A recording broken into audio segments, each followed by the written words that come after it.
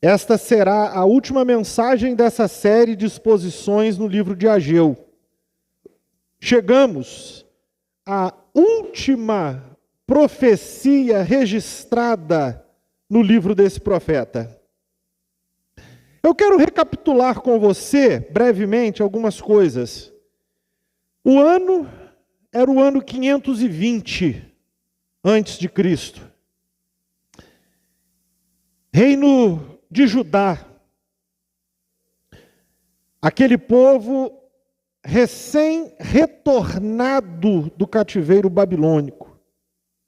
Em 29 de agosto, então, o Senhor, ele se dirige a Zorobabel e ao sumo sacerdote Josué, com uma advertência, porque eles haviam abandonado a reconstrução do templo e cada um cuidava dos seus próprios interesses, negligenciando a construção da casa do Senhor. Depois disso, em 17 de outubro do mesmo ano, a segunda mensagem levada por Ageu, agora dirigida ao governador Zorobabel, ao sumo sacerdote Josué e ao povo de Judá. Foi uma mensagem de encorajamento, porque muitos deles se sentiam abatidos ao verem que o templo que estavam construindo era bem inferior àquele primeiro templo construído por Salomão. E o Senhor diz para eles: eu estou no meio de vocês. A glória deste novo templo será maior que a glória do antigo. Posteriormente, em dezembro, 18 de dezembro, Ageu entregou uma mensagem aos sacerdotes dessa vez.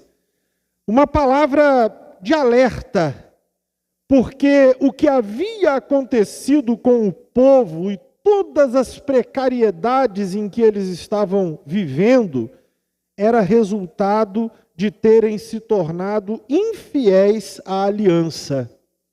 E naquele mesmo dia, 18 de dezembro, o Senhor também mandou Ageu levar uma mensagem a Zorobabel. E é esta que eu quero ler com vocês nos versos 20 a 23. O texto diz assim: naquele mesmo dia, 18 de dezembro, o Senhor enviou uma mensagem a Ageu. Diga ao governador de Judá, Zorobabel, que estou prestes a sacudir os céus e a terra. Derrubarei tronos e destruirei o poder de reinos estrangeiros. Derrubarei os carros de guerra e seus condutores. Os cavalos cairão e seus cavaleiros matarão uns aos outros. Naquele dia, diz o Senhor dos Exércitos, honrarei você, meu servo Zorobabel, filho de Sealtiel. Farei que você seja como um anel de selar em meu dedo, diz o Senhor, pois eu o escolhi. Eu, o Senhor dos Exércitos, falei.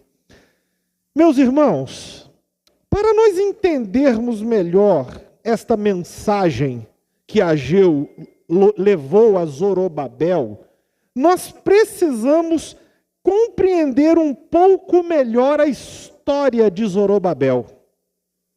Quem é esse homem? A Bíblia traz algumas informações pontuais a respeito dele, mas que nos ajudam bem. Uma delas, lá no Evangelho de Mateus, capítulo 1, versículo 12, onde está narrando ali a genealogia de Jesus, ele falará sobre Joaquim. Esse Joaquim teve o seu filho Salatiel e esse gerou Zorobabel.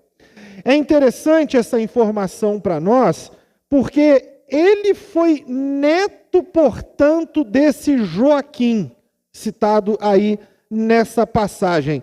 Mas quem foi esse Joaquim? Joaquim, ele foi um rei de Judá. era um rei da linhagem de Davi. E ele foi o rei que, se você puder olhar, segundo dos Reis, capítulo 24, versículo 12, você verá que ele foi o rei que se rendeu a Nabucodonosor, rei da Babilônia, e foi levado prisioneiro para a Babilônia.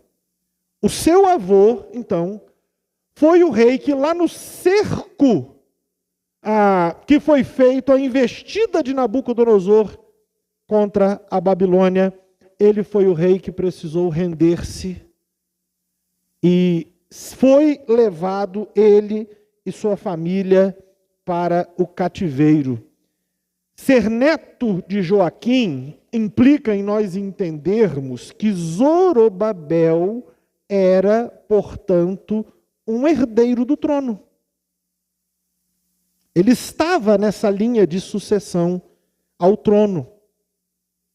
Zorobabel, ele nasce na Babilônia.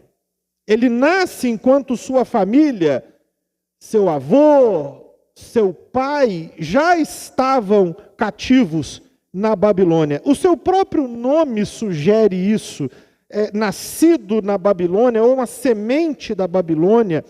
Isso implica em que Zorobabel, durante a sua vida, ele sempre viu o seu povo sujeitado a um reino estrangeiro. Ele sempre ele cresceu nessa relação em que o seu povo estava ali sujeito a uma autoridade estrangeira. Eu disse para vocês que ele era um sucessor, um herdeiro do trono, um príncipe, mas sem um reino para herdar, sem nunca ter convivido numa corte, não tinha muito significado tudo aquilo para ele. E Zorobabel ainda carregava um fardo da história que eu queria que você olhasse comigo. E aí eu peço a sua atenção para nós olharmos o texto de Jeremias, capítulo 22, do versículo 24 ao versículo 30. Eu vou ler esse texto e eu quero que você preste muita atenção. Tão certo como eu vivo, diz o Senhor, eu o abandonei, Joaquim, filho de Jeoaquim, rei de Judá. Mesmo que você fosse o anel de selar em minha mão direita, eu o arrancaria. Eu o entregarei àqueles que procuram matá-lo, aqueles que você tanto teme, o rei Nabucodonosor da Babilônia e o exército babilônio. Expulsarei você e sua mãe desta terra, e vocês morrerão em nação estrangeira, e não em sua terra natal. Jamais voltarão à terra pela qual anseiam. Porque esse homem, Joaquim, é como um vaso quebrado e jogado fora. Porque ele e seus filhos serão exilados em terra estrangeira. Ó terra, terra, terra de Judá, ouça esta mensagem do Senhor. Assim diz o Senhor: registrem Joaquim como homem sem filhos. Ele não terá êxito, pois não terá filhos que o sucedam no trono de Davi para reinar em Judá. Prestem atenção. O seu avô, o avô de Zorobabel, foi duramente reprovado pelo Senhor. Prestaram atenção nas palavras duras que o Senhor usou contra ele? Eu o abandonei. Mesmo que você fosse o anel de selar em minha mão direita, eu o arrancaria. Prestem atenção nessa fala do Senhor. E depois, no final, verso 30, nenhum de seus filhos o sucederão no trono de Davi para reinar em Judá.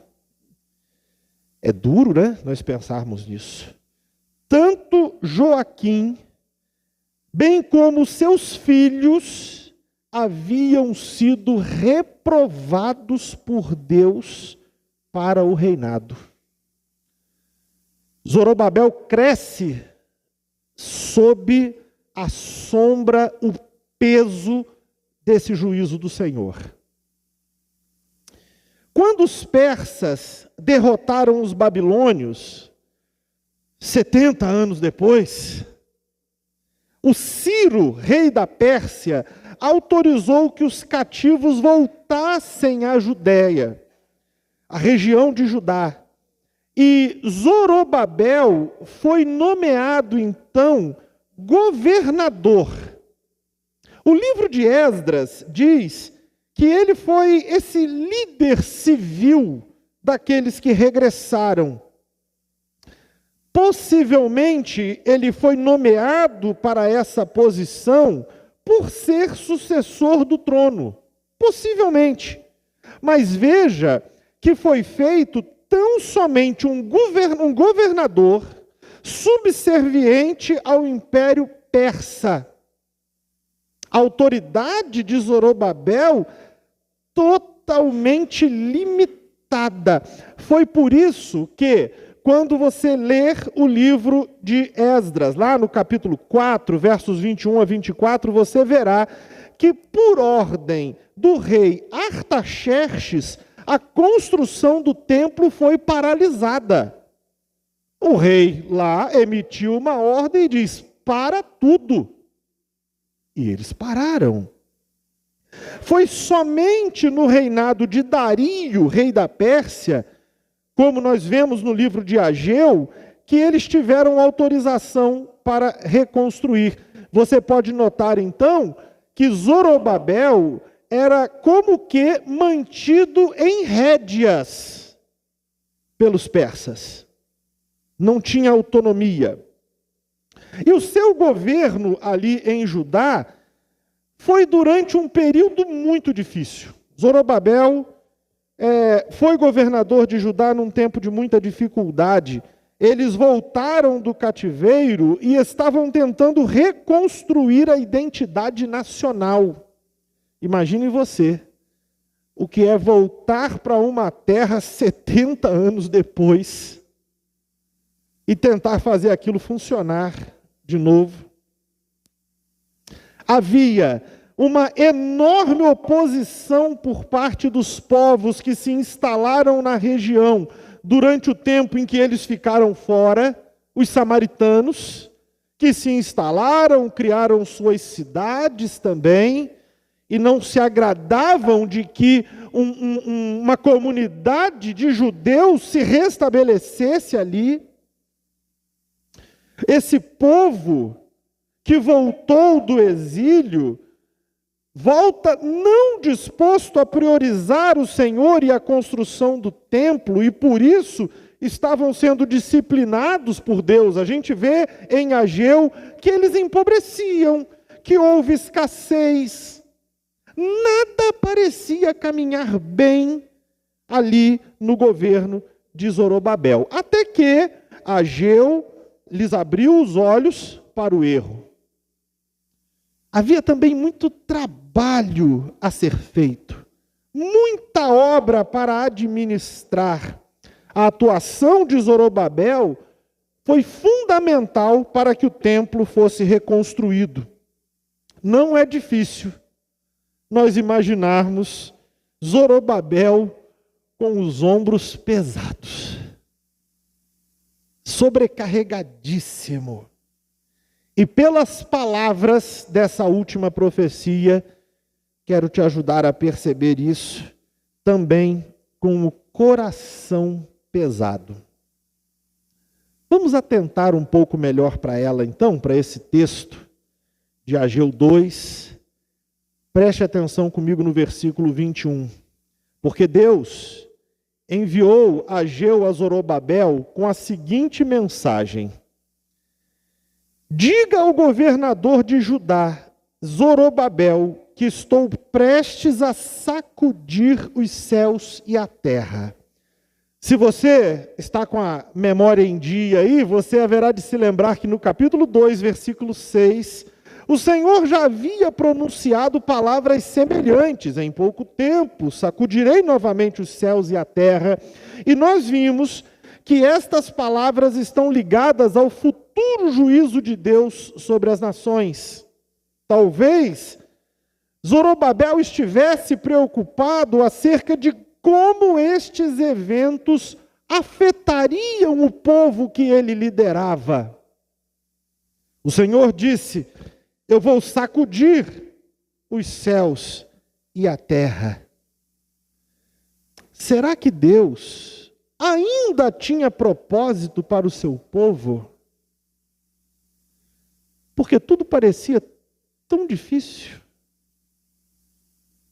tão improvável, pelo que ele podia ver. Mas a palavra do Senhor, ela trazia esperança para esse povo. Em que sentido?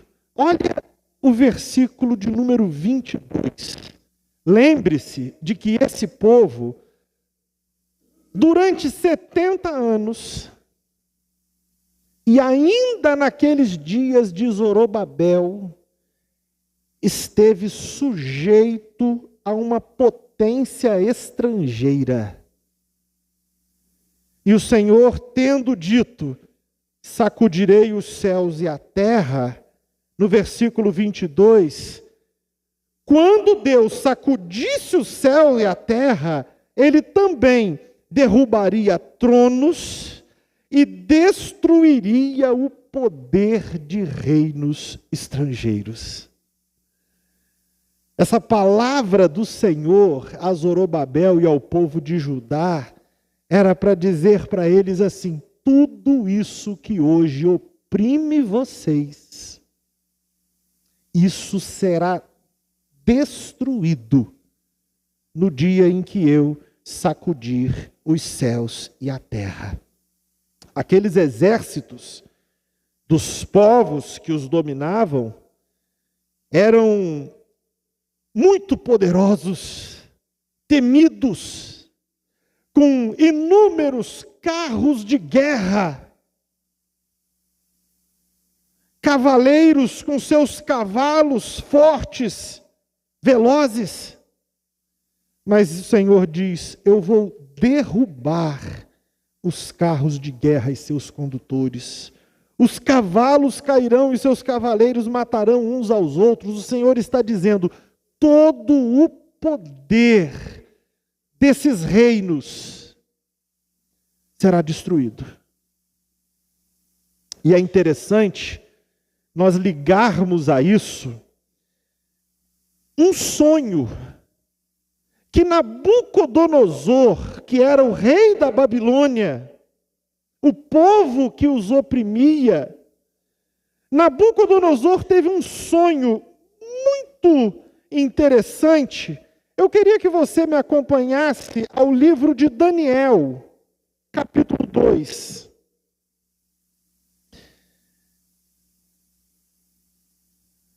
Daniel, capítulo 2. E eu quero ver com você a partir do verso de número 31. Olha que coisa interessante. Depois, se você puder ler esse capítulo, você verá que coisa fantástica que foi isso. Mas nesse ponto, no versículo 31, Daniel, que era um daqueles cativos vivendo na Babilônia, está interpretando o sonho do rei. E aí no versículo 31, ele diz: em sua visão, ó rei, havia à sua frente uma enorme estátua brilhante, e a aparência dela era assustadora. Assustadora como? Vejam os versos seguintes. A cabeça era de ouro, o peito e os braços de prata, a barriga e o quadril de bronze, as pernas de ferro, os pés, uma mistura de ferro e barro. Esse sonho foi um sonho profundamente perturbador para Nabucodonosor. Se você ler esse texto, capítulo 2, você verá que ele começa a recorrer a todos os videntes, os sábios do seu reino, e ninguém conseguia lhe explicar o significado desse sonho. E Deus deu a Daniel a capacidade de interpretar. Não apenas isso, mas continue comigo no versículo de número 34. Enquanto o rei observava a estátua, uma pedra foi cortada de uma montanha, mas não por mãos humanas. Ela atingiu os pés de ferro e barro e os despedaçou. Toda a estátua se desintegrou em minúsculos pedaços de ferro, barro, bronze, prata e ouro. Então o vento levou tudo como se fosse palha na eira. Mas a pedra que derrubou a estátua se tornou uma grande montanha que cobriu toda a terra. Nabucodonosor foi profundamente impactado por esse sonho. E Daniel, então, interpreta esse sonho para ele. Olha o versículo 38, aí junto comigo. Ele está falando que Deus, olha só, ele o fez governador de todo o mundo habitado e pôs até os animais selvagens e as aves debaixo do seu controle. O Senhor, não o Senhor dos céus, o Senhor o rei, o Nabucodonosor, é a cabeça de ouro. Deus te colocou nessa posição de poder. Continuando. Quando, porém, seu reino chegar ao fim, outro reino inferior ao seu se levantará em seu lugar. Depois que esse reino tiver caído, o terceiro reino, representado pelo bronze, se levantará para governar o mundo. Depois dele haverá o quarto reino, forte como ferro. Esse reino esmagará e despedaçará todos os impérios anteriores, como o ferro esmaga e despedaça tudo que ele atinge. Os pés e os dedos que o rei viu, uma mistura de ferro e barro cozido, mostram que esse reino será dividido. Como ferro misturado com barro, ele terá um tanto da força do ferro. Algumas partes serão fortes como ferro, mas outras serão fracas como barro. A mistura de ferro e barro também mostrará que esses reinos tentarão se fortalecer ao formar alianças entre si por meio de casamentos. Contudo, não permanecerão unidos da mesma forma que o ferro não se une ao barro. Enquanto esses reis estiverem no poder, o Deus dos céus estabelecerá um reino que jamais será destruído ou conquistado. Reduzirá os outros reinos a nada e permanecerá para sempre. Este é o significado da pedra cortada da montanha, mas não por mãos humanas, que despedaçou a estátua de ferro, bronze, prata e ouro. O grande Deus está mostrando ao rei o que acontecerá no futuro. Que tremendo, né?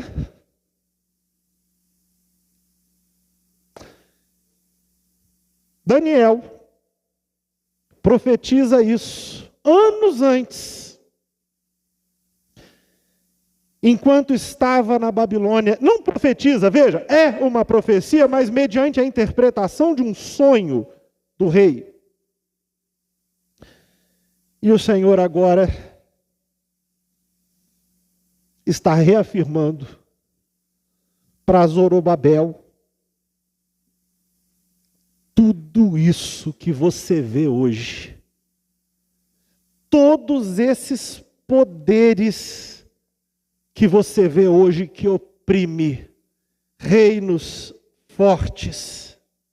Zorobabel e todo o seu povo poderia ter certeza de que aqueles reinos estrangeiros que os oprimia, que confiavam tanto em seus carros de guerra e em seus cavaleiros, seriam derrubados pelo Senhor.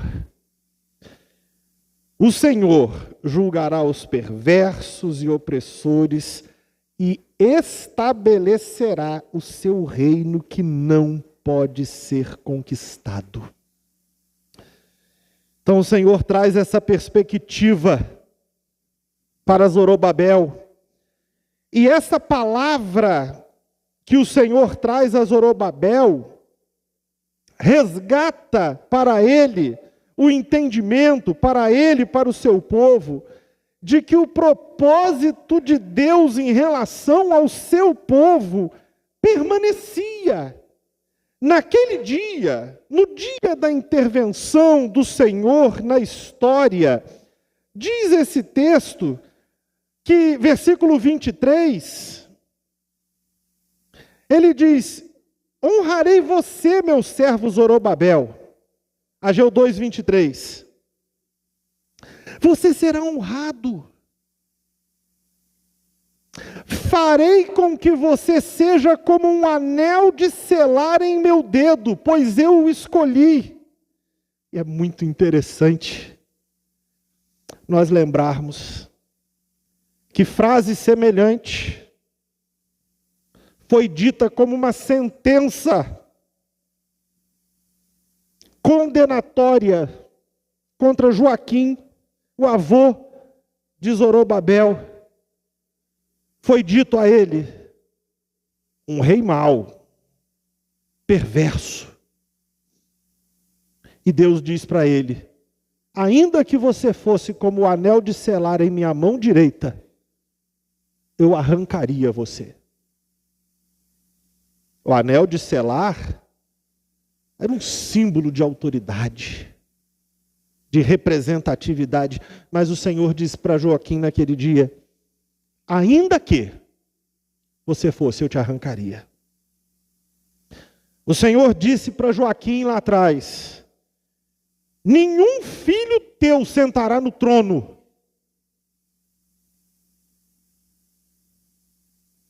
Mas, tendo pulado uma geração, o Senhor está restituindo Zorobabel à linhagem de Davi. Zorobabel pudesse talvez pensar: será que eu tenho legitimidade? Mas o Senhor diz para ele: você será como o anel de selar no meu dedo. Aquilo que o seu avô havia perdido, o Senhor agora estava restaurando na vida de Zorobabel, mostrando que o propósito do Senhor para o seu povo, aquela promessa antiga feita a Davi, que um descendente dele sempre estaria no trono, o Senhor está voltando e dizendo: em Zorobabel,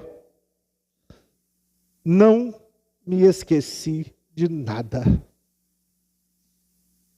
Não me esqueci de nada disso. O propósito do Senhor para o seu povo permanecia. E esta mensagem, portanto, trazia ânimo, esperança para Zorobabel e para todo o povo de Judá. Palavras estas garantidas, como o texto diz, pelo Senhor dos Exércitos. Zorobabel, depois da reconstrução do templo, o seu nome some na história. Some na história. Ele é ainda hoje reverenciado, por assim dizer, como um grande líder do passado. Mas o texto bíblico silencia sobre ele, e nós só vamos encontrar novamente algo sobre Zorobabel lá em Mateus 1,12, quando vai nos falar sobre a genealogia de Jesus. O seu nome sumiu da história, mas da sua linhagem veio o verdadeiro rei, o Messias. As palavras que Deus disse a Zorobabel, eu te honrarei, não foram esquecidas. Elas foram cumpridas em Cristo. E ele, sim, em sua primeira vinda, já abalou os céus e a terra. Mas segundo a profecia de Ageu diz, eu abalarei os céus e a terra ainda mais uma vez. Ele que é o verdadeiro descendente de Davi, ele quem é de fato, quem tem a autoridade do Senhor, que verdadeiramente é o anel de selar de Deus. Ele, o Senhor, porá fim ao reinado do mal e estabelecerá seu reino eterno. E meus irmãos, esta mensagem deve trazer ânimo e esperança para todo o povo de Deus hoje, que sofre ainda por vivermos num mundo mau. Confiemos no Senhor, porque o propósito do Senhor acerca do seu povo permanece. O propósito permanece. Permita-me aplicar brevemente esse texto a alguns aspectos da nossa vida. A história pessoal de Zorobabel é um exemplo muito marcante de como Deus resgata uma história.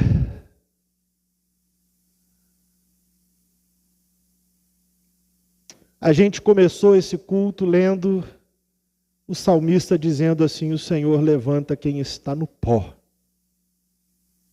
e os faz caminhar entre os príncipes do seu povo. Havia uma promessa antiga do Senhor que dizia respeito à família de Zorobabel, a promessa feita a Davi. Infelizmente, seu avô, seu pai, seus tios não honraram a Deus, foram reprovados. Teria Zorobabel legitimidade? Possivelmente, em face das dificuldades que ele enfrentou, talvez ele pensasse realmente que não. Mas veio o Senhor a Zorobabel e mostrou a ele que, independente das más escolhas de seus antepassados, uma vez que ele foi obediente ao Senhor, o propósito do Senhor quanto à sua família permanecia inalterado. Eu penso que a história de Zorobabel é para nós um lembrete, para nós também honrarmos ao Senhor no nosso tempo. Mesmo que os dias sejam difíceis, mas que a gente permaneça fiel ao propósito de Deus na nossa vida. Porque o Senhor não abandona os propósitos que Ele tem a nosso respeito. Mesmo quando os dias parecem maus, mesmo quando tudo é difícil, permaneça fiel ao propósito do Senhor. E o Senhor honrará. Além disso, a segunda coisa que eu quero chamar sua atenção é que esta última mensagem também nos lembra de que toda a arrogância e a soberba dos poderosos deste mundo ruirão. toda ela. O poder terreno, temporal deles parece imenso. O poder econômico, estrondoso. O poderio militar, intimidador. Mas o Senhor destruirá todos esses poderes temporais e terrenos. Todos. Não há mal deste mundo que durará para sempre. Nenhum tirano permanecerá impune. Aquela grande estátua, estranha estátua, com a qual Nabucodonosor sonhou, ela será desintegrada. E o vento a levará, como se fosse palha. Quem garante isso é o Senhor dos Exércitos. Aquele que tem todo o poder, toda a autoridade. Uma vez que nós vivemos num mundo mau, e a gente muitas vezes é impactado pela maldade deste mundo, não é? Quando nós nos depararmos com isso, esta convicção de que o Senhor acabará com todo o mal, isso deve proteger o nosso coração de angústias em relação à perversidade do mundo. Lembre-se disso. Nós vivemos num mundo que tem passado por dores. As dores não devem nos espantar. O Senhor Jesus explicou assim: é como as dores do parto. Jesus estava dizendo isso porque as dores do parto, elas vão acontecendo, primeiramente mais toleráveis e mais espaçadas. Mas à medida em que se aproxima o momento de dar à luz, as contrações vão se tornando mais fortes, doloridas, e com intervalos menores. Mas no final, o parto que está por vir é a manifestação do nosso Senhor e do seu reino. E da mesma maneira como as dores do parto parecem que, como nada, quando a mãe pode segurar o seu filho nos braços, nós também desfrutaremos da tremenda alegria de vermos o nosso Senhor estabelecer o seu reino eterno que nunca poderá ser conquistado ou abalado. Tenha certeza disso. Quando você se vir oprimido, lembre-se, o nosso Senhor vai despedaçar todo o mal. Todo o mal. Finalmente, a última coisa que quero destacar aqui com você. O Senhor Jesus, Ele cumpre as expectativas de redenção do povo de Deus. A mensagem de Ageu, ela extrapola, ela transcende o tempo de Zorobabel e aponta para Cristo. A segurança do povo de Deus nunca foi garantida por nenhum dos descendentes humanos de Davi. Nenhum deles. Mas o Filho de Deus, que entrou na história, na linhagem de Davi, para ser o Rei perfeito e doador de todas as bênçãos, este sim nos dá a garantia, a certeza da nossa redenção. Portanto, que a nossa esperança esteja nele hoje e eternamente. Amém e amém.